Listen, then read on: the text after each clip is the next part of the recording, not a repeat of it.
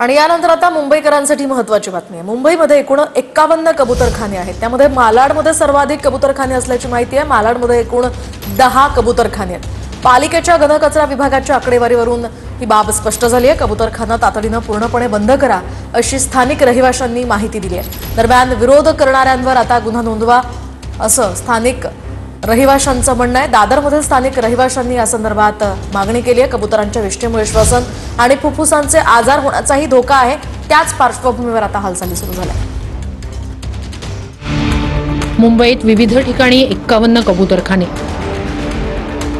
मुंबईतील सर्वाधिक कबूतरखाने मालाडमध्ये असल्याचं समोर आलंय। मालाड पूर्वमध्ये 5 तर मालाड पश्चिममध्ये 5 कबूतरखाने आहेत। मालाड पश्चिमेकडील उंदेराई रोड भागात 3 तर जैन मंदिर शंकर लेन इथे 2 कबूतरखाने आहेत। वांद्रे पूर्वेकडील जिल्हाधिकारी कार्यालयाजवळ 4 कबूतरखाने आहेत। गोरेगाव पश्चिम, अंधेरी पूर्व आणि पश्चिमेकडे प्रत्येकी 3 कबूतरखाने आहेत। मलबार हिल, नाना चौक, गिरगावमध्ये एकूण 4 कबूतरखाने आहेत।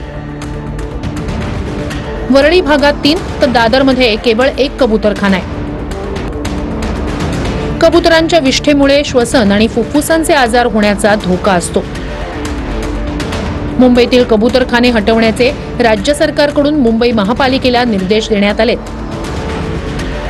कबुतरांना दाणे घातल्यास कारवाई करण्याची तरतूद आहे, मात्र ही कारवाई केवळ नावापुरती होत असल्याचं म्हणणं आहे।